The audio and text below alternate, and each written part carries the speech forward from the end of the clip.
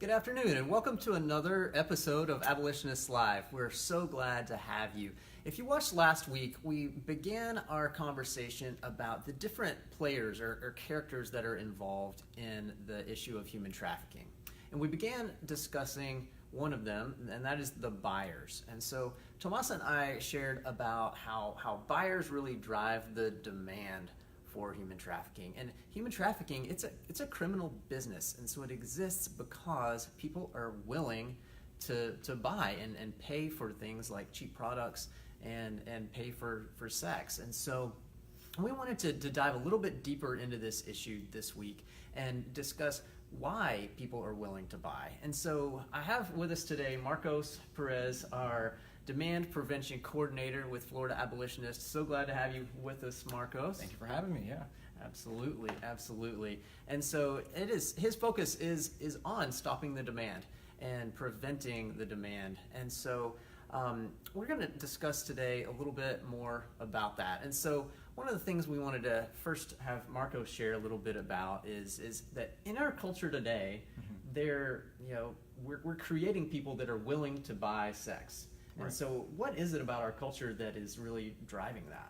Yeah, well, I think for one is the passivity, and the lack of education or resources. In recent years, more and more research has been done and more information has now been disseminated amongst people.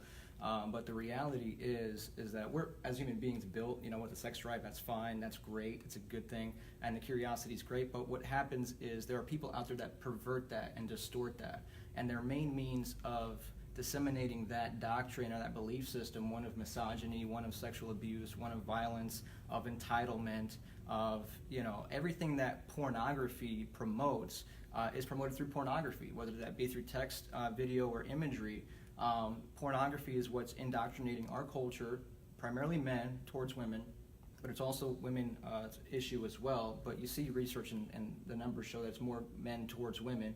And so they disseminate that information through pornography, and it fuels, that demand for human trafficking. So we find that, pornography is a huge problem as it affects the individual, their development, their social context, and their relationships. It negatively impacts them in that format. Pornography, in fact, is the legal definition for it is trafficking. When the pornographer actually recruits, entices, or obtains a woman for the purpose of photographing them for live commercial sex acts. And that's just about all pornography out there, because it helps drive up their profits, it helps promote their business. But of course, the negative side effects is that it indoctrinates the people, the public, and it gives them an unhealthy perspective on sexuality. Yeah, can you go a little bit more in depth on that, the unhealthy effects of it? How is pornography harmful for the individual? We can see how it's harmful for maybe a victim being forced into that, right. But for the viewer, could you elaborate on that? Yeah, absolutely. So pornography, for those that don't know, operates very much like a drug because it's engaging all the chemical reactions that occur in your brain, like dopamine, oxytocin, epinephrine, all those chemicals that get released, those pleasure chemicals. And so you are exposing yourself to something that's synthetic that you weren't designed to engage in typically as we were created to engage in sex. And so you are now exposing yourself to this at high quantities and overdosing on it. So you're hyperstimulating your senses to something that you weren't designed to experience in such a way. And so you therefore desensitize yourself to what you're viewing, and it therefore has the negative effects of porn-induced erectile dysfunction. We're starting to see that now in kids as young as 16 years old are having that because they're not able to now respond to a woman normally as they would because they're so overly exposed to pornography.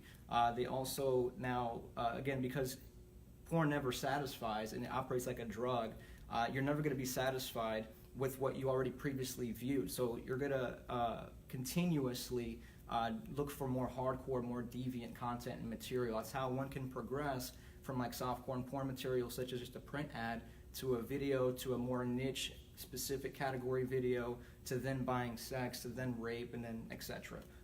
So that's how it can progressively affect someone as an individual from a porn perspective as it affects their mind. And then, of course, the context of a relationship suffers because those who watch pornography become less attractive to their spouse. and now they're bringing this fantasy world into that relationship. They're trying to superimpose the narrative that pornography promotes into that relationship, which is not one of love, not one of giving. It's more of taking, and it's a very self-centered approach and view and perspective. So, yeah. And so we see the personal effects, we see the harmful effects as it relates to demand with human trafficking, and it's all intertwined. So, what would you say to someone who might be watching this today that says, I struggle with this? What would you say to them, and how can they maybe get help with that? Yeah, absolutely. So one encouraging thing for those that may be currently struggling, and again, you don't have to be in a full-fledged addiction struggling on a daily basis for you to be encouraged to stop, because I think pornography at any dose is harmful. It's just like telling someone who uses cocaine, so long as you use it once a month, it's okay. No, it's not. And so you should not have any pornography in your life. And freedom is attainable. And so that's an encouragement. And the way that you can do that is, first and foremost, having the awareness and admitting that, hey, you know what? I am being exposed to this on a regular basis. Maybe I am addicted or struggling with it. And you come to that admission. All right. So once you come to that realization, you then reach out for help. You have to have accountability within the process of recovery, within the process of healing and freedom. You have to find some people that are already in a position of freedom, that have an understanding of the cycle and the nature of addiction as it pertains to pornography, and that can get in the trenches with you and walk alongside you in that journey.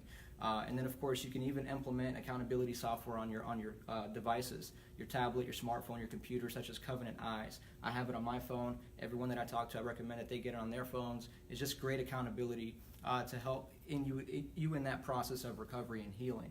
And then, of course, setting boundaries, and not putting yourself in positions of compromise. Stop visiting that club or following certain people on social media and exposing yourself to content that could be triggering. So put boundaries in place so that you can kind of detox, so to speak, and begin to renew your mind and begin to develop a healthy perspective on sexuality and healthy intimacy. So those are just a couple tips that one person can implement. Yeah, that's great. Really helpful stuff. And so I'm thinking also, we're speaking to adults. We have a lot of parents that watch our Abolitionist Live videos, and so what might a parent do to help their kid not see something accidentally? I hear a lot of things of kids just pop up ads and things that right. accidentally run across it harmlessly when they're not doing anything. They're not looking for it on the internet because they have to be on the internet these days. They're using it for school and all that kind of thing. But so what would you say to parents to help them keep their kids safe as it relates to this issue? Because it's not really an if they see it, it's when. Exactly, and I'm glad you brought that up. I know you mentioned how can we get parents to prevent them from seeing anything at all. Well, that's just not possible, unfortunately. Reality, you can't put this in this bubble as much as you want them to be in it. Well, at the end of the day, what you can do as parents is to first and foremost yourselves get educated. So we actually have a training coming up, I think on the 22nd, for online safety training for parents and kids, and learning how you can engage, with your children and understanding what the harms are out there. So getting educated is key, because you have to be the source for your kids in the house. You should be at the end of the day, because they have questions and they have these tendencies, it's curiosity, they're budding, and this is part of the life. It's natural, and there's nothing wrong with that. Again, curiosity is good, sex drive is good, so you teach them these things and you affirm these things, but what pornography teaches and how it distorts it, that's what's bad. And what our culture has normalized and desensitized everyone to accepting these harmful beliefs, we need to educate our kids about that and how to approach it when they come across this type of content, whether they're introduced to it by a friend or they accidentally stumble across it online. You need to prepare them, and I would start with kids. So you want to get educated, be the source, and you want to start young with them. Start as young as 5. There are age-appropriate materials out there that you can be equipped with to start engaging in conversation with your kids at that age. Because I know for me, a person who struggled with porn addiction for 15 years of my life in the past, it started at 6 years old for me. And this is like back in the 90s. And so with where we're at with technology, you can imagine how young kids are starting off today. And I see kids all the time, little babies with tablets, and smartphones. So I mean, you got to teach them responsibility, because this is an amazing tool. It's a powerful device, but with it comes a lot of destructive threats and potentials, not only for what this thing can do, but who's on the other side as well, interacting and engaging with your kids. So teaching online safety about who your kids are interacting with, about what they're on, what they're doing online, and implementing if you have to do a contract with your kids, and kind of maintain that, because you wouldn't just give your kid a car without teaching them the responsibilities of having a car.